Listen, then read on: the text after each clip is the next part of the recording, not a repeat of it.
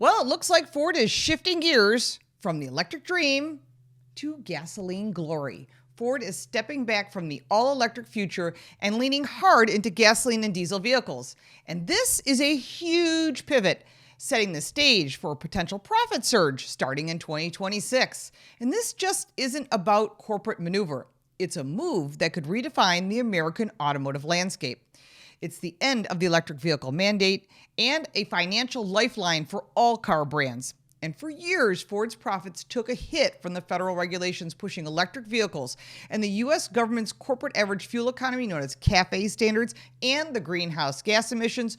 Those rules forced automakers to sell increased share of electric vehicles, with mandates aiming for nearly 100% EV sales during the 2030s. These policies brought steep fines and costly greenhouse gas credits, requiring Ford to subsidize unprofitable EVs.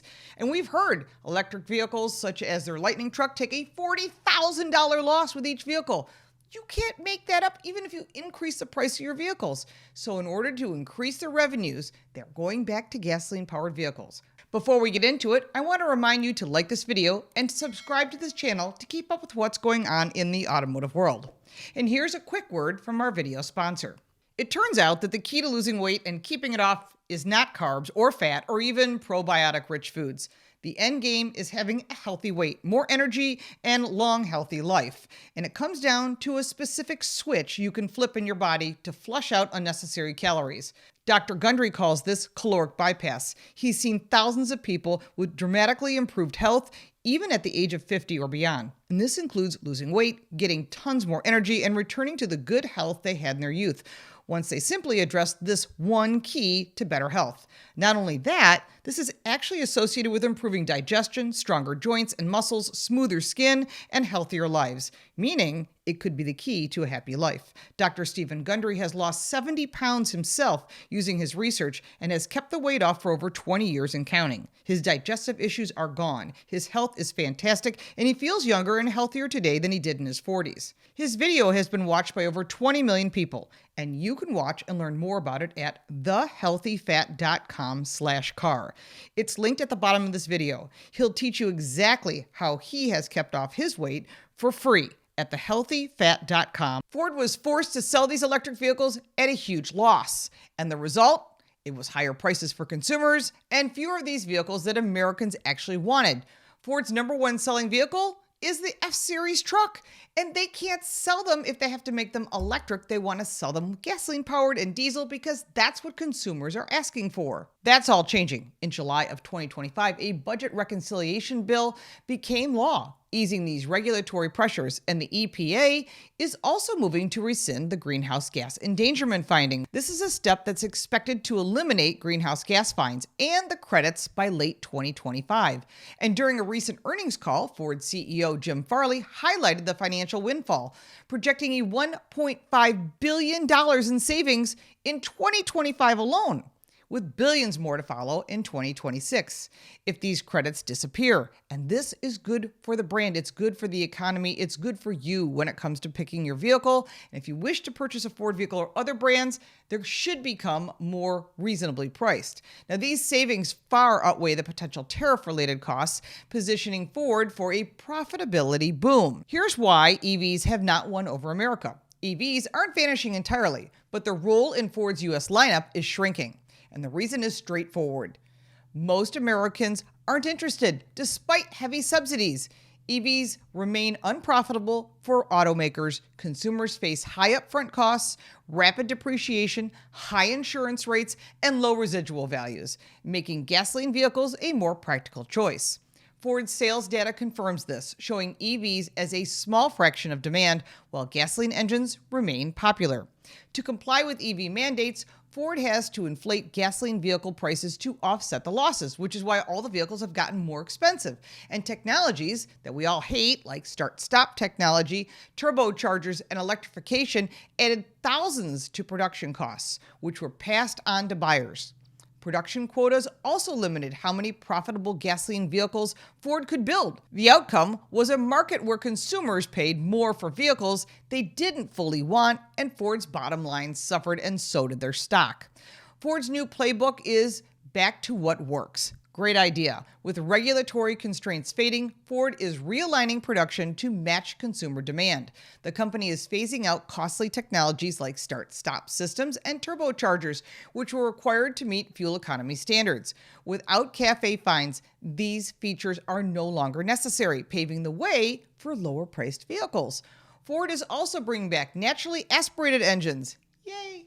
Which are cheaper to produce and known for their reliability. And of course, their quality. American buyers prefer the value. The 5-liter V8 engine found in the F-150 and in the Mustang is a standout example, and Ford may expand its use to models like the Expedition, the Lincoln Navigator, the Ranger, and the Bronco. And that actually sounds very exciting. While Ford isn't abandoning EVs entirely, their focus will shift. EVs will remain for international markets, niche applications, and research to stay competitive if they become viable without subsidies.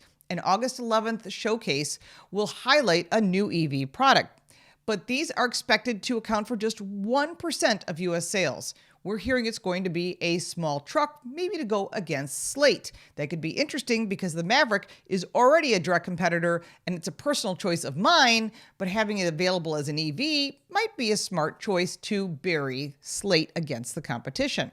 This strategic shift allows Ford to prioritize affordable, reliable vehicles that align with what Americans want. The financial outlook?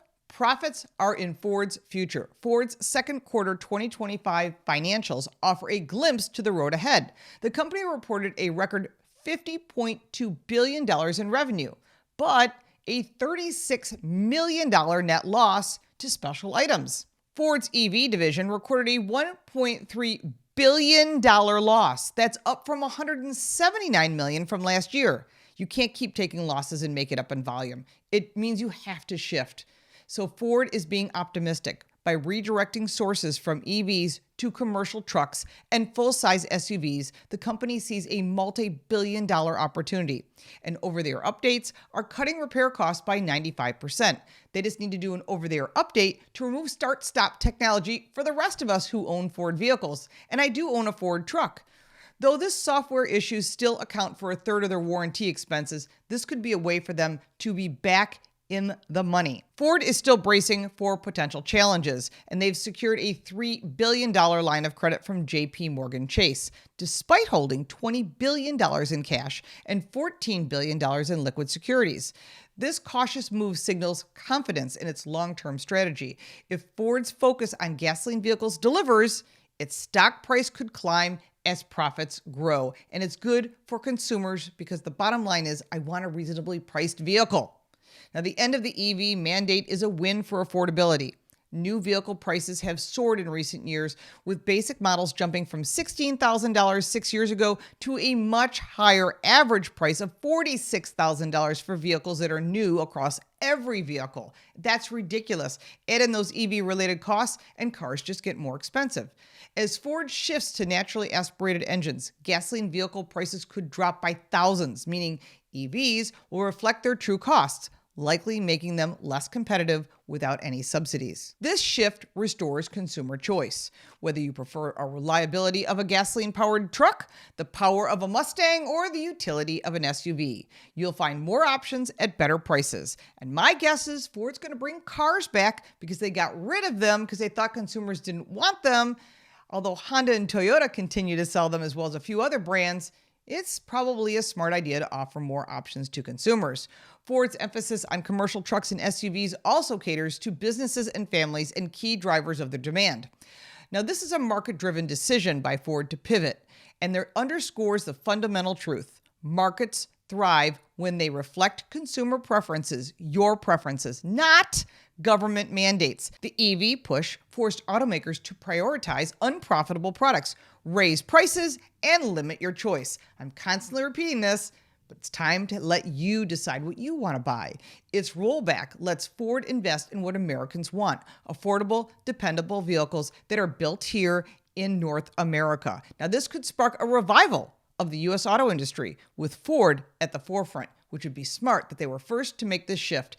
GM is still standing strong with electric vehicles. Let's see if they make a shift now that Jim Farley, CEO of Ford, said, "We are shifting." Typically, others will follow. Now, other automakers are likely watching, and if Ford's profits soar or they pay attention and move quicker, competitors are going to follow, reinforcing the trend toward gasoline and diesel vehicles. Electric vehicles will continue to evolve where they make economic sense, but not for now. The U.S. market is hitting the gas, literally, and Ford's decision signals lower prices, more choices, and a market that listens to you, the consumer. Whether you're a truck driver, a family on the go, or a car enthusiast like me, this shift could mean better vehicles at better prices. So share this story with your friends who love cars or hate high costs, because they're going to want to know. Ford is going to be showing you their technology of the future on August 11th with an EV showcase. If that interests you, you might want to check that out. But the real story is clear.